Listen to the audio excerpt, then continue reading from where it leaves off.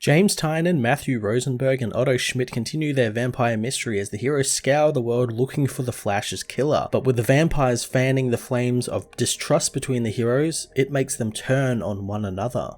James Tynion and Matthew Rosenberg continue the slow burn, tension-filled series with some really great reveals and showing who is on whose side this issue. I love this idea of knowing that Hal Jordan is the killer and he's a vampire and he's the one sort of turning all these people, but the other characters don't know that, so to see him act all friendly and wanting to catch the killer of the Flash is great, and it's building up to some really fantastic tension in the story. Trust and distrust play also a big part in the story, so Hal and the other vampires turning the heroes on one another and seeding this distrust in characters like the Batman and Oliver Queen is great, since of course many people would distrust Batman thanks to how secretive he is. Batman and Jaina's relationship is one I never really considered, but really quite enjoy it being grown over these last couple of issues, and it's really great seeing a Wonder Twin fly into a rage, since it's not something you ever see happen, and it's kind of scary since it makes you realize shit is really quite serious if characters who are usually quite happy and hopeful are screaming about murdering other people.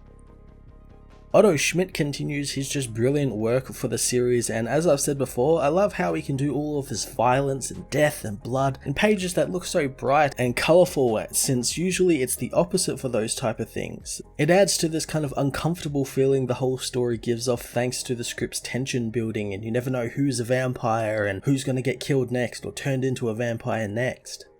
DC vs. Vampires issue 3 was another fantastic tension-filled issue that continued to amp up the stakes and reveal who has been turned and who hasn't, leading to an interesting game of mistrust being played by all of the heroes. I'm going to give this issue a 9 out of 10.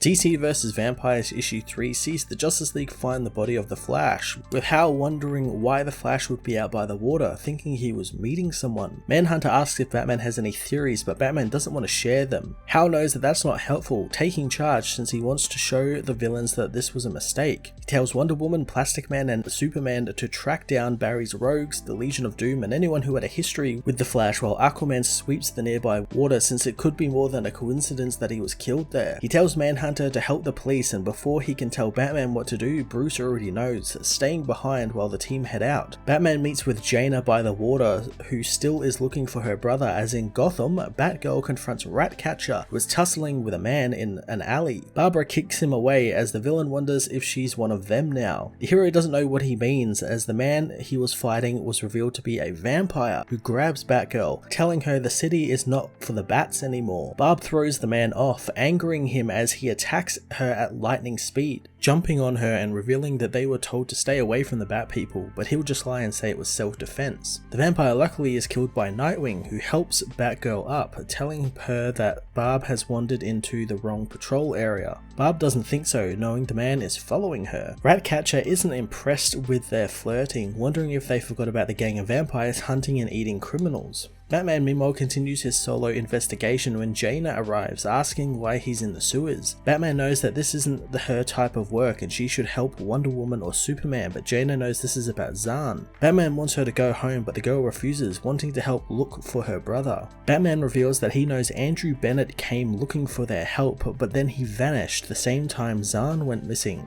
But he doesn't believe that Bennett took Zahn, finding 2 sets of trace DNA in the Hall's infirmary where someone tried to clean up a mess, with one set being vampiric, the other set belonging to an alien, with the highest concentrations of the alien DNA found around the drain. Jaina knows that her brother can't change into water without her, so she knows what this means. As Batman apologizes, Jaina still wants to help finish the investigation, as elsewhere, Penguin runs from a group of vampires, tripping on the road as Zatanna appears, wondering what Oswald's problem is since it's been a dull night for her. The villain points out the vampires chasing him, and Zatanna finds that interesting, as the vampires don't want any trouble, telling the woman that Lex Luthor may have reached out to Oswald. The villain knows that's a lie, knowing that they want to turn him into one of them. Zatanna wonders why the sad little man thinks that, as it's revealed that she is a vampire as well, telling the terrified villain that sometimes a girl just wants to eat some junk food. Wonder Woman meanwhile meets with Green Lantern at Flash's murder scene. Hal asks if she's okay, but Diana finds that a strange question since her friend had just just died and she is not okay. Hal asks why she wasn't tracking down the rogues, but the hero wonders if Hal thinks they did this really. Hal doesn't know, but he wants to tick anyone off who has a history with Barry Allen. Wonder Woman notes how he uses past tense when talking about Barry, knowing that he got over him dying pretty quickly. Hal diverts the conversation, telling Wonder Woman that Barry had a crush on her. Diana knows that that's not real and he's emotional right now and not thinking clearly. Hal knows that he is, and losing Barry made him realize that the thing he's been after this whole time is right in front of him. Wonder Woman quickly wraps him in the lasso of truth, getting him to reveal he did indeed kill Barry Allen. Hal knows that he won't lie to the woman and he takes his energy from the lifeblood of others. He didn't want to kill Barry, however, and wanted him to join them. Diana says that she was having a hard time believing she lost one friend, but now she knows she lost two. Hal uses his vampiric lantern powers to hypnotize Wonder Woman, telling her to look him in the eye when he says that he won't be hurting her. He wanted the chance to tell her how great it can all be as Wonder Woman falls under his spell, allowing Hal to bite her and infect her as he tells her this is the best for both of them, wanting her to let the overpowering truth bring them closer and into the new world. Black Canary meanwhile finds the murdered Penguin as Damian Wayne steps out of the shadows, telling her of the vampires that are hunting all over the city. Canary knows about them as Damian says that he's putting a stop to them, and finding her next to a dead body isn't a good look. He wonders if she has seen Oliver Queen lately, but Diana refuses to let on if she has, knowing that they both are a little suspicious of each other and there is one way to sort this out. Black Canary attacks Robin, who tells the woman to stop fighting him, but she only does after stabbing Damian with a syringe. Damian demands to know what she stuck him with, but Diana reveals that she actually took some of his blood, wanting to test it to see if he is human. Damian is shocked to find that Diana isn't actually a vampire as the woman kicks him in the face, taking her leave and telling Robin not to follow him. Jaina meanwhile leads Batman to an area she can sense Zahn the strongest in, prompting Batman to dive into the water and return with a single finger. Batman apologizes, consoling the woman who pushes him away, demanding to know who did this. Batman scans the bone, knowing that it was hard enough to cut through bone with a blade, but the blade that cut through this wasn't made of metal, it was made of light. Dinah heads back to her base, telling Roy that she doesn't know the password, despite him pointing his bow and arrow at her. Oliver knows that she is okay to come in, not remembering the password either, as Dinah tells him his theory that Penguin was a vampire was wrong, since he was killed by them tonight. Oliver notices her injuries,